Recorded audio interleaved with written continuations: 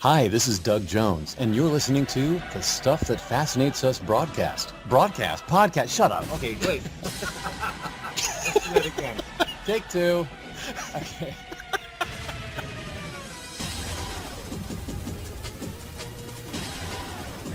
Yeah. Oh, hi, I'm Michael Winslow, and I'm on FU. FUU. That's Fascinates Us University. Stuff that fascinates us. These guys fascinate me. And what other things fascinate me is... Oh, no, not again. Yeah, man. Sorry about that. That's kind of hard trying to eat me alive.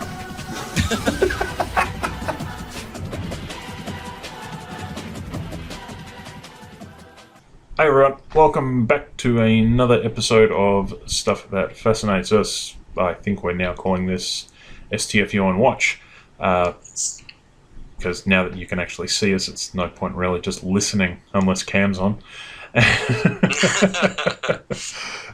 Today you've got me, Steve, and over there you have... Norm. How you going? Not too bad.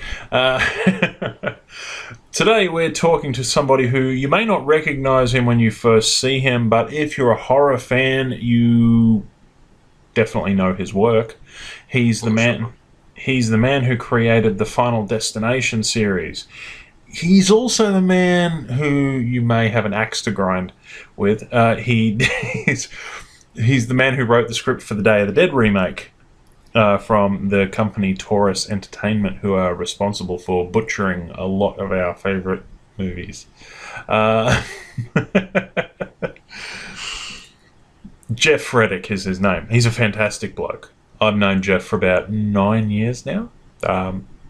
He and I don't like being reminded that it's about 9 years since I first interviewed him. That's a long time. Yeah, shut up. At the same time as Oblivion's been around. Shut up. But no, seriously. There's a lot of reasons behind the Day of the Dead script that he goes into later for the reason that it didn't turn out particularly fantastic, but a job is a job. And Job is a job.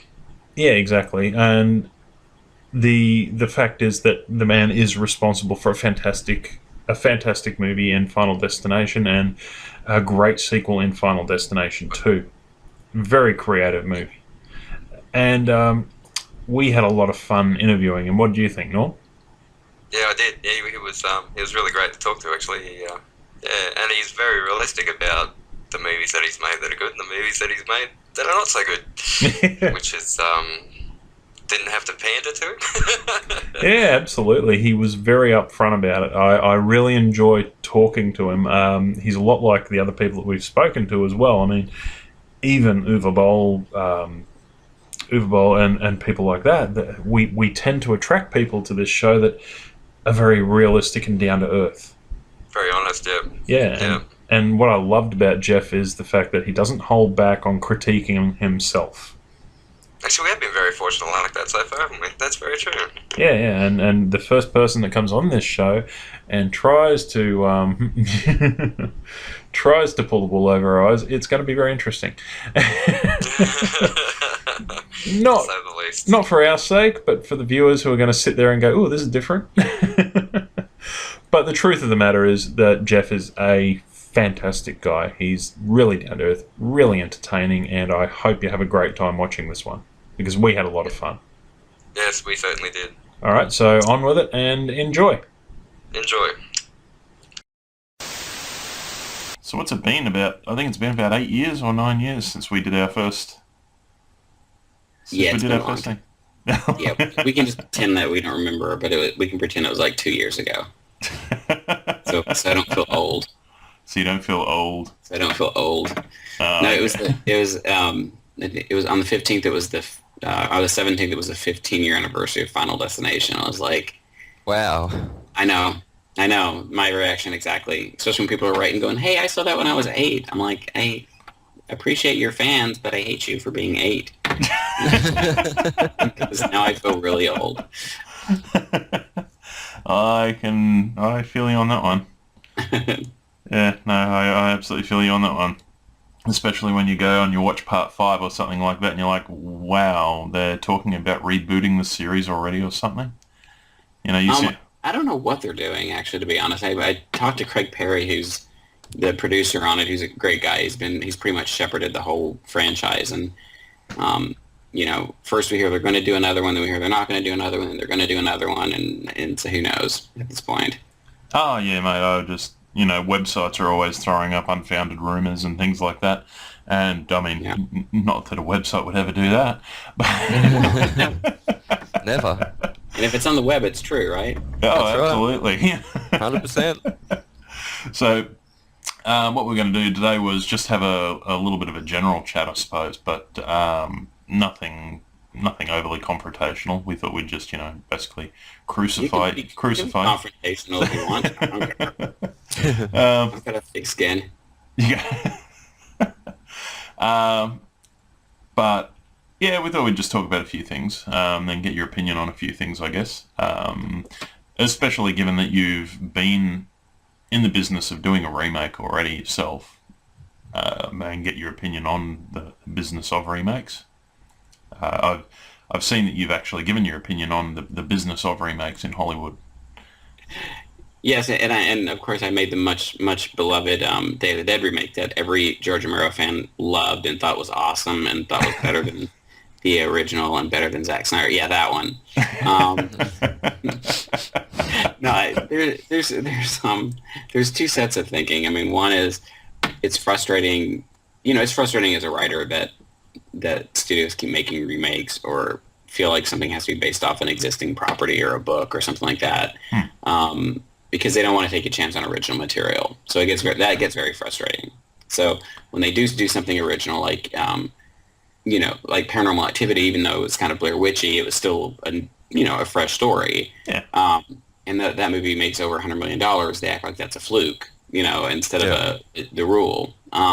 So, you know, I don't particularly like remakes. I mean, I started working in the studio when I was 19, and New Line was all about being like original and doing like, you know, like original stuff like The Mask and Dumb and Dumber and Blade and you know, the original Nightmare on Elm Street and Teenage Mutant Ninja Turtles. Well, that was based on a comic, but still at the time, I mean, who would have thought Turtles would have made a good movie?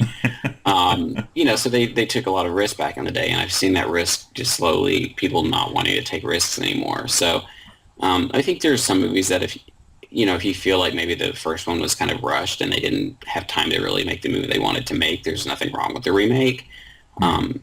But it really is just kind of the sad reality of the business is, I mean, if you want to work, sometimes you have to do a remake, or you can say I'm not. And, you know, I've been very, very honest with the whole Day of the Dead situation. I mean, they hired Steve Miner, who I always wanted to work with, and they had him hired. They had a production date set for like 2 weeks from the day they hired me.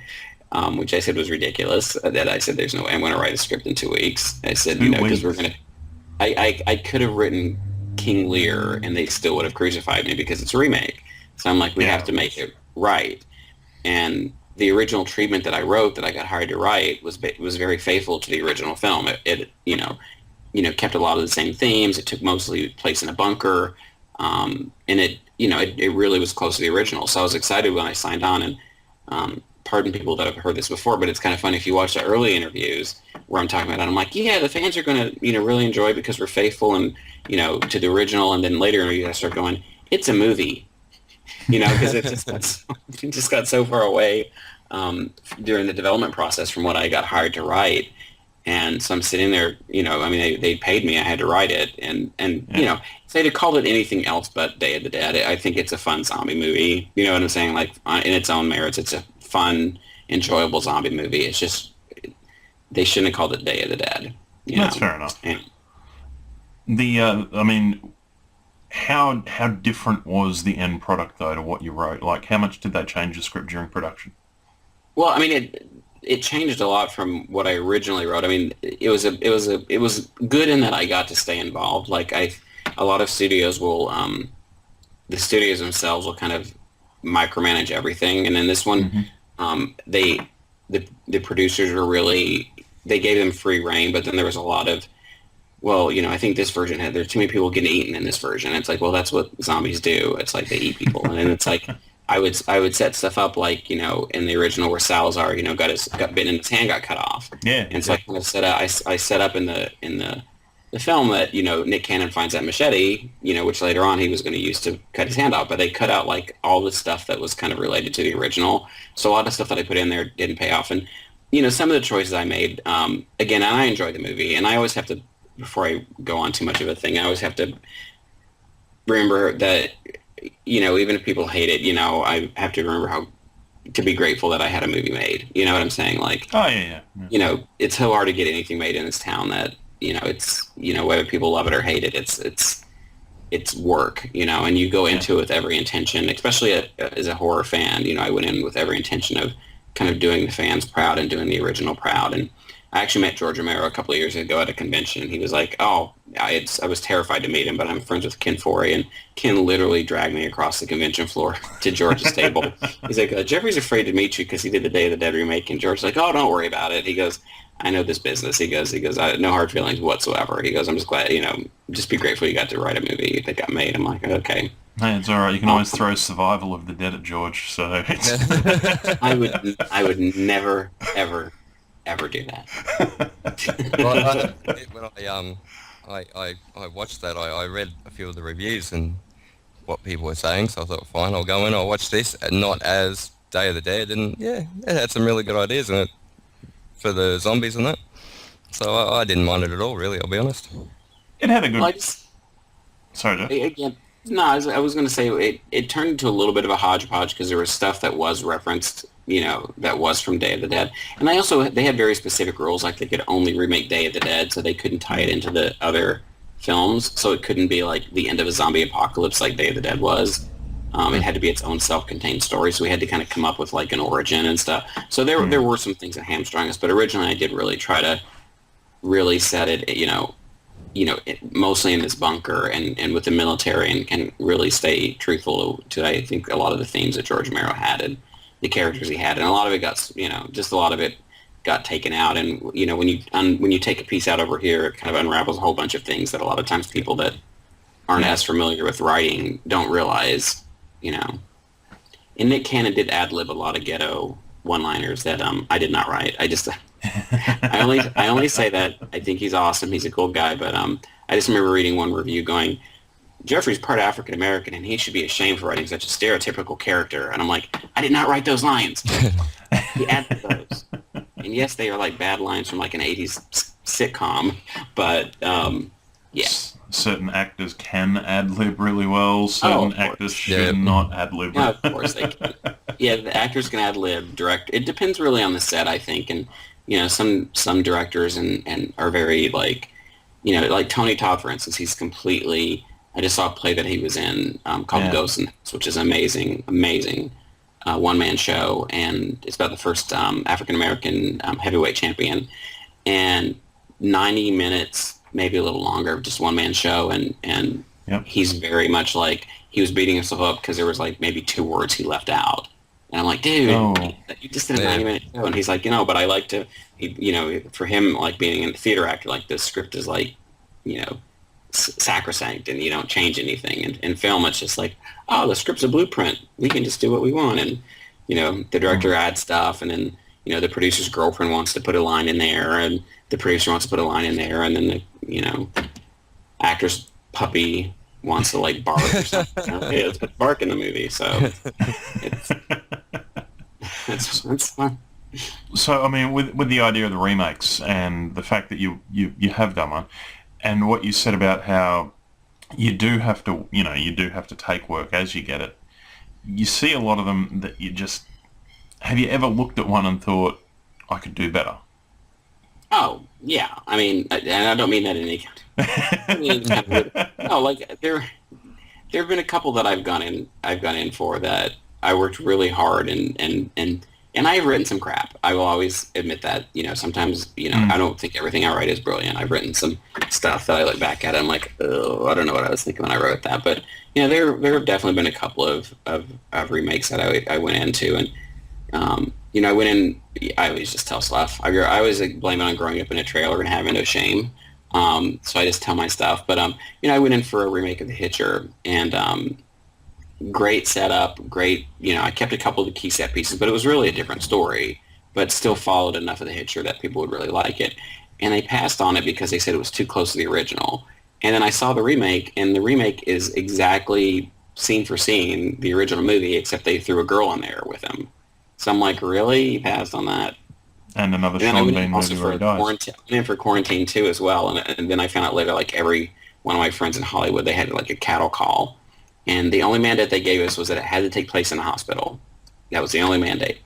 So, worked really hard on that, came up with a good story. And then we found out that they gave it to some guy who they had a 3-picture deal with, and they set it on a plane. Yeah. And the producer was in a meeting with a friend of mine, and he's like, yeah, all these writers came in with this movie set in a hospital, and this is the only guy who came in with something different. I'm like, you guys told us it had to be in a hospital.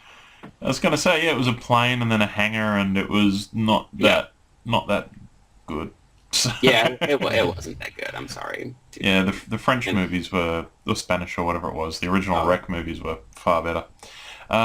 Not to disparage anyone, I mean, Doug Jones was in the original Quarantine, the remake of the original Rec, and he was fantastic.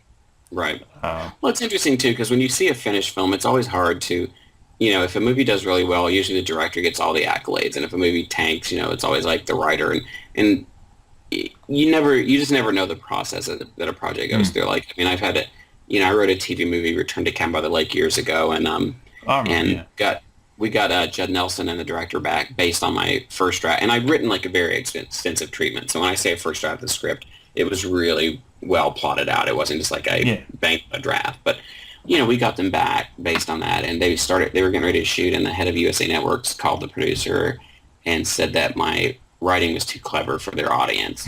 So No, jeez. yeah, so they wanted to bring in a staff person to dumb the script down, is what they said. I mean, that was their words, not mine. So they just brought somebody in to like just really just strip any nuance out of the script and make it very generic. And I think the director must have been pissed off, because if you watch the first movie, he shot the first movie pretty serious, and if you watch the sequel, he shot it almost like a comedy. It's like the producer wouldn't even send me the script, and then I watched it, and like one of those little sad tears rolled down my eye when I was watching it. I'm like, yeah, this is mortifying. It must destroy you on the inside to hear things like that. I mean, when I hear someone say the audience, when I hear the words, average Joe or something like that, when they talk about the general audience, I can't help but think that's a load of shit. It is. Because when somebody says that, and you're listening to, say, somebody from a studio say Average Joe, or some dickhead, on part language, but some dickhead on the internet go, Average Joe doesn't like this, they're not talking about Average Joe, they're talking about themselves. Yeah. And most of the people, that's a funny thing, and I'm trying to see if there's a better lighting here. Yeah, that's cool. That's cool. Okay. Just want to make sure you see me. What's funny is, and most of the people that work at the studios, are from small towns and from the Midwest. It's not like there's some like factory in Hollywood where like directors and writers and actors are like made. It's like people come from other areas and they come out here. So a lot of people just don't know what the hell they're doing. And, you used to have film lovers. That's the biggest change I've seen in Hollywood, is you used to have film lovers who ran the studios. So that's why, like when I worked at New Line, you had Bob Shea, who built that studio from nothing. And then you had Mike DeLuca, who was an amazing, executive over there who took chances on movies. I mean, people were like, who wants to see some movie about some black vampire killer? He's like, trust me, they will. He wants to see a movie about some guy in a stupid mask, trust me. And he would take chances because he loved film. And then all of a sudden you start seeing studios like bring in bean counters. Okay, my cat's starting to meow really loud somewhere. I don't know where she's. We've had worse. We had a the bird. cat jumps in frame behind me. It's just we had a bird last week with Michael Winslow, so that's fine. If I locked her in the room, she'd be screaming her brains out. So you have some film lovers that run a lot of the studios now. I'm not trying to disparage all of them, but you also have a lot of bean counters working there too now, who have to market test everything, and they're like, well, is this a four quadrant film, and will we appeal to this and this? And they just suck the creativity out of it, and an original movie comes out like Inception, and it doesn't really fit into any kind of standard structure, and it does huge business, and again they treat it like it's anomaly. It's like, oh, well, that's not, that was a special case. Well, yeah, it was an original movie. You know, and it made a lot of money, so you should make more of them. And that's kind of why I'm afraid. Like, I love my comic book movies. They're fun. Yeah. They're a lot of fun, and I love the Marvel movies, but they are kind of at that point now where they are written to a template. Yeah. I mean, you'd know all about writing to a template yourself. What are you saying? I'm sorry. What are you saying, Steve? I don't understand. But you'd know all about the idea of the structured script. Yeah. And I've read all about it where they say that Marvel movies have to be, and DC movies, I'm not doing a whole fanboy thing here.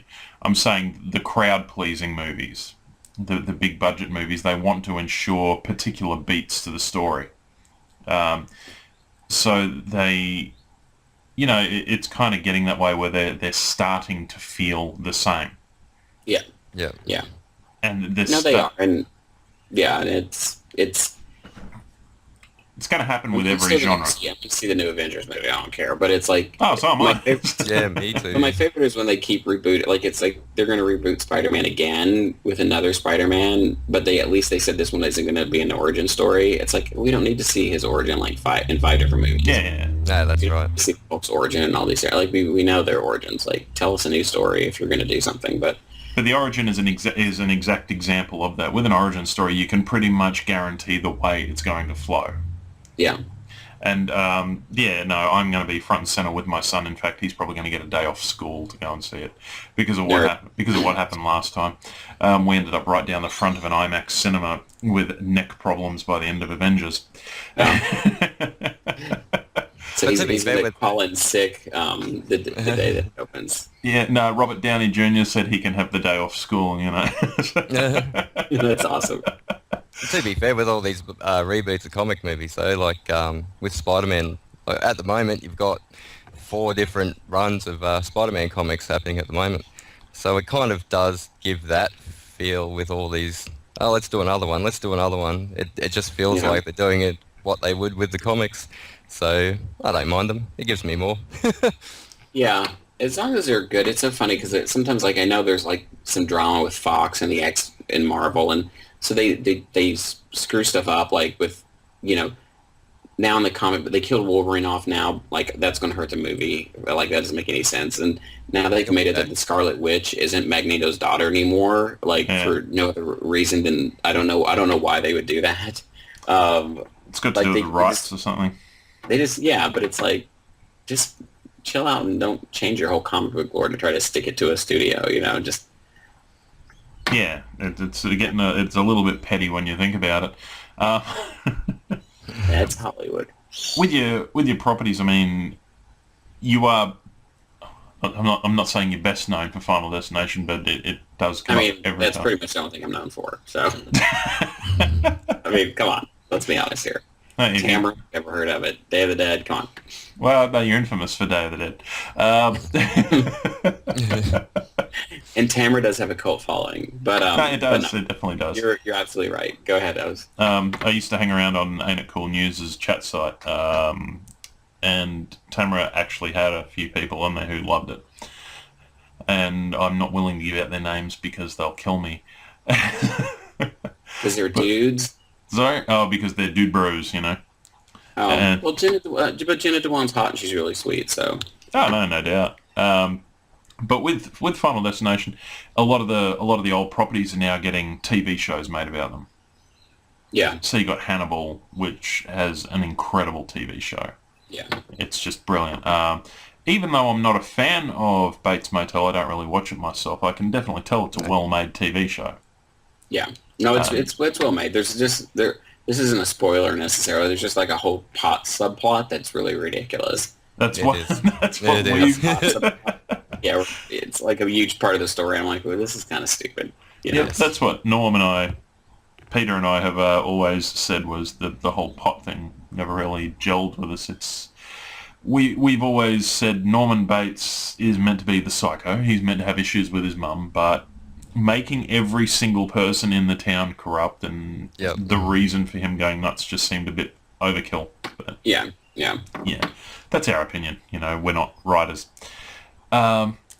Could you actually see your original Final Destination property going that route eventually? Going to the T? I could, but I mean, they certainly haven't, tried to do it yet. It's hard enough getting a sequel made. It's very interesting. Like, Final Destination's been one of those movies where it's always made money. Like, it's never. I mean, well, if you look at the box office, it's always made money. If you look at the studio accounting, it's always, they've all lost money.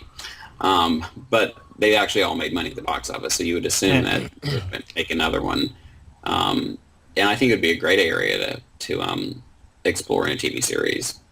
Just how death connects us and all that stuff. I'm working on a couple of supernatural series that aren't, they're not Final Destination. It's not about people cheating death, but it's, deals with like near-death experiences and stuff like that, because I've just always found it, a fascinating world. And I think you could totally do a TV series based off of it. It'd be very easy to do. Yeah, TV series, you could have video games. There's a lot they could do with it. Well, I was reading about the fact that you're actually directing something soon. Yeah, well, there's a couple of things. It's been an interesting time. I directed a short called Good Samaritan that made the festival rounds, which was exciting. We premiered at Fantasia, which was awesome, and we were at Screamfest, and we got in the Savannah Film Festival, and they started a horror segment called After Dark, which is genre film. So basically, my short launched that kind of After Dark series for them, and then they played the Babadook after. So how was the reception for that? It was really good. We had a really good. It's been really good. What was the concept of Good Samaritan?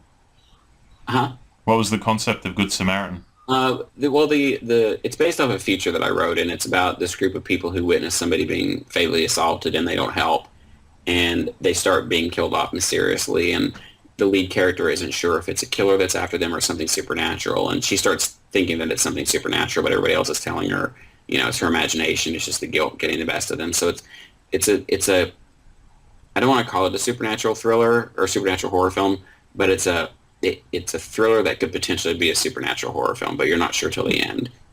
But with a short, it involves there's a guy who videotapes the assault, and he tries to sell the videotape to the news, and of course the witnesses are outed.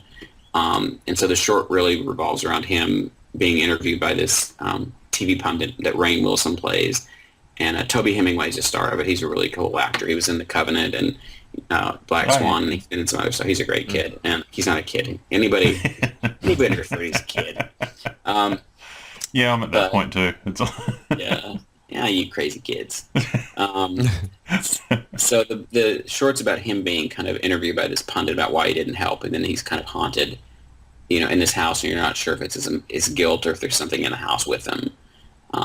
But that property we're getting close to getting financed, and there's a project that I'm working on with Lionsgate as well that we're getting close to getting financed that I wrote that I'm hoping that I'm going to be directing. We're pushing for that, and there's another project that was just announced in the trades that is kind of an old passion project of mine that it's called The Final Reel, and I'm not just trying to rip off the Final Destination title. It's about a horror director. It's about a horror director. He's trying to capture true terror, and he brings the nightmares of these people in this small town to life. And so it's very kind of a Stephen King, it's Nightmare on Elm Street kind of film. And I held on to it all these years because it follows like three groups of characters. Like there's the teenagers, and then there's like a single mother in her 30s with her young son, who's the wife of the villain. And there's an elderly couple as well. And so like Stephen King used to do, you kind of go between these different characters as they're being influenced by this force. But everybody that's wanted to buy it in the past has wanted me to like just make them all teenagers and make it a straightforward movie. And I've been like, no, I had the same exact reactions. But no, not this one. So that one, now we've got some traction on that one. So we'll see which one goes first. I'm really excited though. And I have a couple of TV projects that I'm working on as well.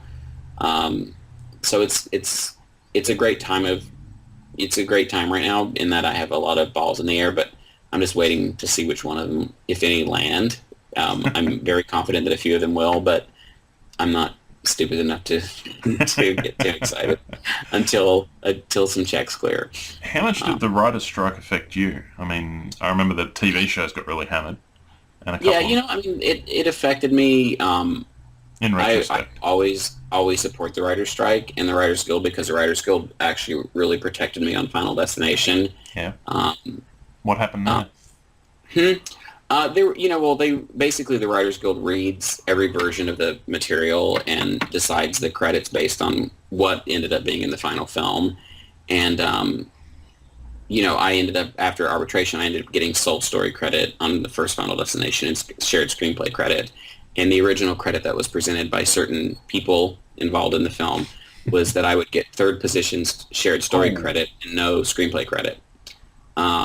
So the good thing about the Guild, again, is they read all the material, and you have to have at least 50% original material that you created be in the final product for you to get a screenplay credit. So they obviously found that there was enough of my original script, even though it had been changed, to get me the credit. So if it hadn't been for the Writers Guild, I would have been screwed, basically. So they changed a lot of your script, did they? The original?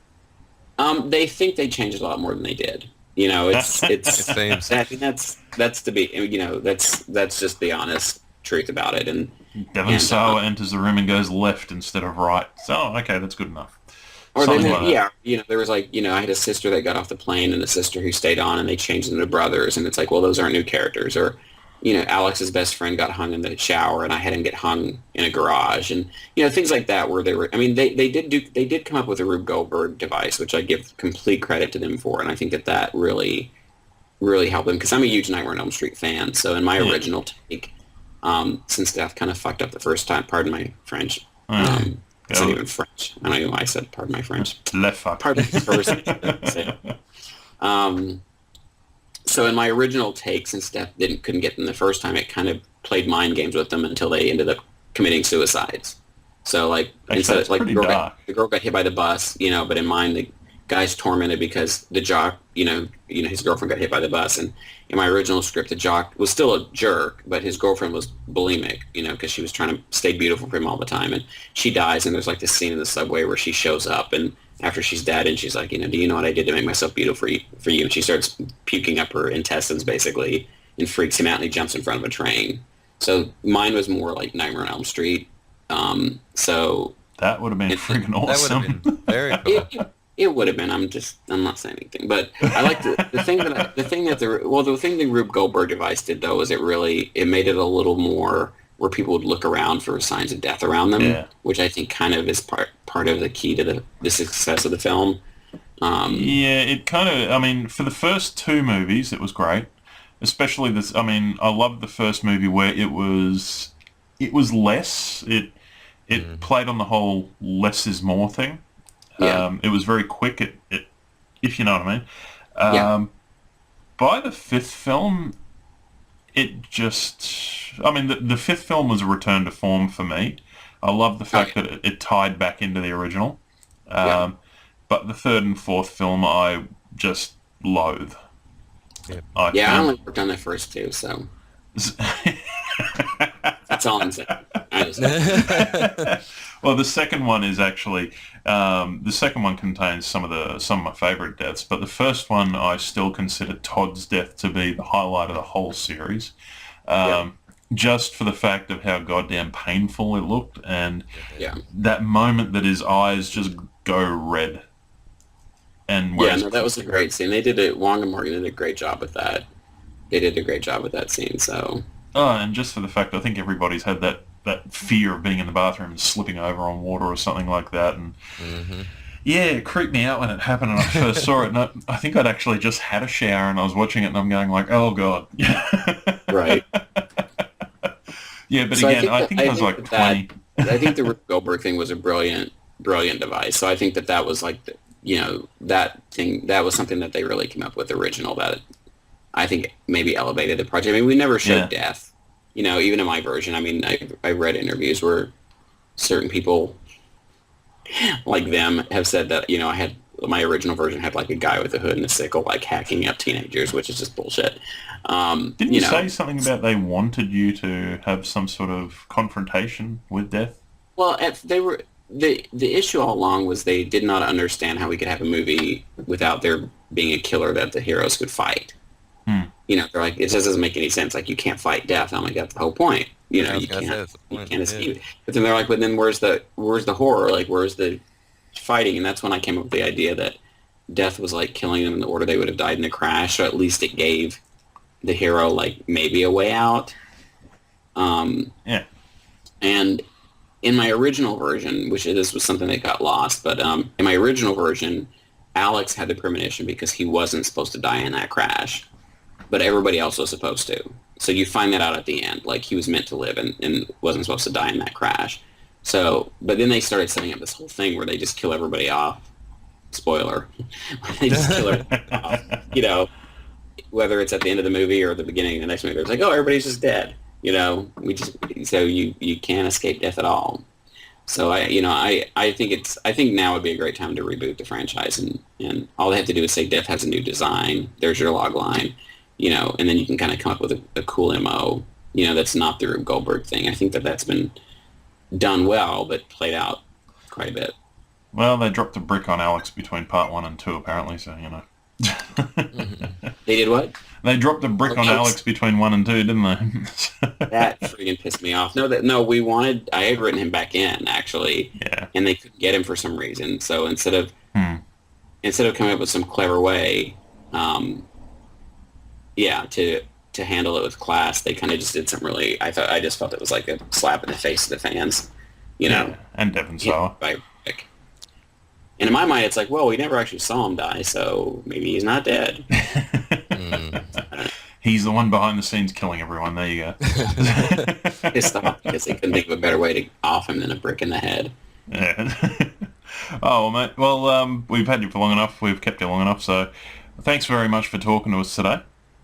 Oh, my pleasure. My pleasure. Really? And, that wasn't confrontational at all. Was there like a confrontational version where you're gonna like? No. We'll dress up in clan gear and dub over it and everything. Too soon. I'm in America. I do have one more question for you, actually, just quickly before you go. I was reading up about you before we did this, and they're saying that after you watched Nightmare on Elm Street that you were interested in doing what you're doing. And I was just wondering if you still have the original prequel script that you wrote. I can't find it. I cannot find it. Would you better give us a quick rundown of what it was? When you were, you know what? All I remember is Freddy was killing. I mean, I was 14. I was this 14-year-old hillbilly that typed on onion paper and didn't know anything about film business. And all I remember is Freddy was killing some people at school, and some kids found out about it. And they kind of almost trapped him, and then he got away, and then the police arrested him. It wasn't great. I mean, it was the ramblings of an excited 14-year-old. But if I didn't know, because you never know when you do stuff like that. Like Bob Shea actually got back in touch with me. He actually emailed me just to congratulate me on the 15-year anniversary, and I thanked him for it because obviously he got me my job at New Line. But you don't think when you're that young, like, oh, this is going to lead to this and this and this, and I should hold on to this. That's tree. I wish I did have it, though, because everybody keeps asking me for it. I'm like, no. I have my treatment. I wrote a Nightmare on Elm Street 3 that I still have the treatment for, but it's like on an onion paper, and it's the only one that I've ever drawn a cover for, like a movie poster idea for, which I have to reread it again. But I guess it was 4 because it was after the Dream. It was kind of a Dream Masters follow through. Yep. I still love the franchise. I'd love to do my team at some point. Yeah. We're lifelong fans, but the remake was a bit of a trial. Oh. Well, it's funny because I saw the Friday the 13th remake first, and I'm a bigger Nightmare on Elm Street fan by, 100 times bigger Nightmare on Elm Street fan than Friday the 13th. So I thought the first 20 minutes of Friday the 13th were brilliant, and then I thought the rest of it was just like, what? So I was ready. Exactly. I went into Nightmare. I was like, I'm going to hate this movie more than I've hated any movie that I've ever seen in my life. And I watched it, and I was like, it's stupid, and Runa Mari does a horrible job. And I can only say that because she said in an interview that she left that audition pissed off because she knew she got the job and she didn't want it. Yes, I remember that. So I have no problem saying that she sucked in that movie. It's because she obviously didn't want to do the role. You can see she put no effort into it. So and she's an amazing actress. Yeah, she put no effort into it. It was horrible.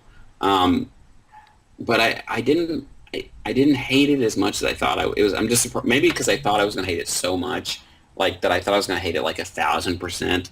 That the fact that it was like just dumb didn't bother me as much as I thought. Well, I think my thing with it was that I actually liked Jackie Earle Haley as Freddy. Yeah. I actually liked him. See, I love him as an actor. Yeah. And you could tell that he went all out for the role. Yeah. The makeup, he looked like a weird cat, but I did like the makeup. They actually looked more like Burns this time. yeah, So- they did a great job with the makeup, but it was. I guess it's the whole thing of going too far away from the design that you know. That's a challenge that you've got, obviously, and it's the same as writing a script. You go too far away from what people know with a remake, they're going to, be jarred by it. And then trying to make it not like you weren't sure if he was guilty or not. It's like, come on, he's guilty. Yeah. That whole subplot. And then they turned him into a sex offender, I believe. Oh, yeah, that really annoyed me, that part. Well, they kind of hinted at that in the original, that he was a pedophile. Yeah, but Wes Craven even said that the idea for the original was that they may have alluded to it, but he was actually only a killer. Killer, yep. Oh, okay. Yeah, and this one he's like, oh, I want to wrote, yeah. Yeah. My favorite was, well, there were so many favorite awful parts, but I loved it how what's his name in Terminator? Nick Starr, no, not Kyle Gallner, but the other. Oh my God, I know him so. Thomas Dekker. That's like him. How he blows up in the cell. Oh, explodes, and then they call him. They go, yeah, he committed suicide. I'm like, he exploded in the cell. Sounds like some. We shoved C4 up something his USA ass. would make me write, like, jeez. It was a bit of a callback to really terrible 80s horrors, I'll give it that. Yeah. Yeah, well. The logic was not present. Definitely not. But you're definitely right about the Friday the 13th one. I didn't mind it to some degree, but I did kind of find it funny that Friday the 13th is somehow linked to Transformers. The character in it... Travis. Travis. Yeah. He's a friend of mine. He's a really good friend of mine. He's a great guy. I love him as an actor. But they've actually got the same truck, the way he's dressed, the character's name. He pops up in Transformers Part 1.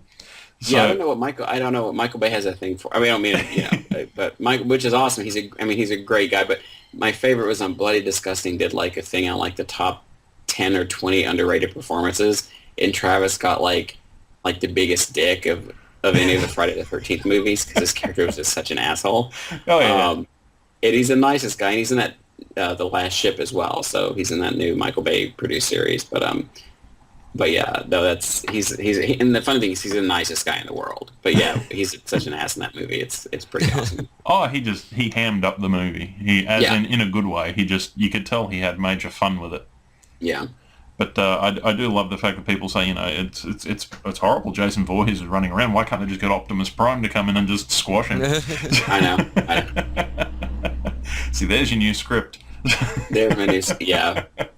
Just have to get him with Michael Bay. Yeah, I wonder I had a if meeting there once. He had these two huge dogs that were, I don't know what breed they were, but they were huge. Were the dogs having cocaine as well? They would like bark and run at you. And my friend's like, oh, they just like to do that to kind of intimidate people. I'm like, oh, okay. Yeah. Right. It worked. They were pretty good. So in his office, is he on like a throne as well? I'm just wondering. I didn't meet him. I met his development guys. Oh, okay. Fair enough. Yeah. No, I've heard stories about the Bay offices. Yeah, no, they're pretty friggin' awesome. Yeah, no, I've heard it's like walking into some sort of theme park, so... Yeah. No, he's got some really great offices, so... Yeah. All right, mate. Well, thank you very much for your time today. Yeah, thank you, guys. I really appreciate it, Jeff. You look My up. pleasure, and hopefully I'll be remaking Day of the Dead again. No, they're already doing that, I'm sorry. Oh, they are too, aren't they? Yeah, they are. Same people. Oh, making a God. remake. Taurus Entertainment doing remake after remake. And you thought Spider-Man got rebooted a lot. I know. Who would have thought? All right, guys. Well, hopefully next time we talk, I will have a project directed, and we can talk about that. Yep, no worries. Keep us updated. Okay, and I was gonna, just to sound like a total media whore, but if because I don't do Facebook, I do it, but not much. But anybody that's interested in kind of keeping up with me can just follow me on Twitter. Yep. It's at Jeffrey A. Reddick. is my screen name. So yeah, that's a good way to keep up with me and see what's going on. Not a worry. And yeah, anybody who wants to follow us, they're probably watching this interview on there, the limited amount of people They're here. already following. And if I'm not following you, I will be. Not a worry. Thanks, All Jeff. right. Appreciate You all have it. a great day, okay? You too. Hey, you too, mate. See you later, mate. See ya. Bye.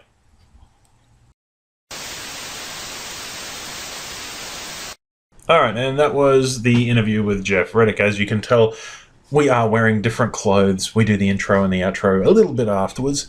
Hence why Norm grew a beard at some point.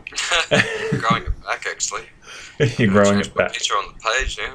Yeah, you better watch out. He'll start taking 100 selfies like he normally does. But that was Jeff. I really hope you enjoyed it because he's a legend. And I'm really, really looking forward to following the production of the final reel. Yep. The new movie that he's doing. Norm is really hoping he gets his 14-year-old script of the Elm Street prequel into production. Written on onion someone's paper. gotta do another good Elm Street movie. Yeah, well, I mean, given the New Line one that came out a little while back, can't be worse than the remake. No, it certainly cannot. And it's written on onion paper, so, it's got to be better than the script they had anyway. Maybe we can hire Platinum Dunes to make it. You never know. Oh, jeez. Yeah. That's right. It was a Platinum Dunes movie, not a New Line movie. What am I thinking? So, all right. Well, we shall see you next time. Thank you for joining us for stuff that fascinates us. What is it? Oh my God! Why can I not remember our own name? STFU and Watch. Sorry about that. So, thanks for joining us. Join us next time on STFU and Watch. Actually, no. Next time it's going to be STFU and Listen, as the very next one we have is with the Shadowrun producer, Mitch Geidelman, and he is absolutely fantastic.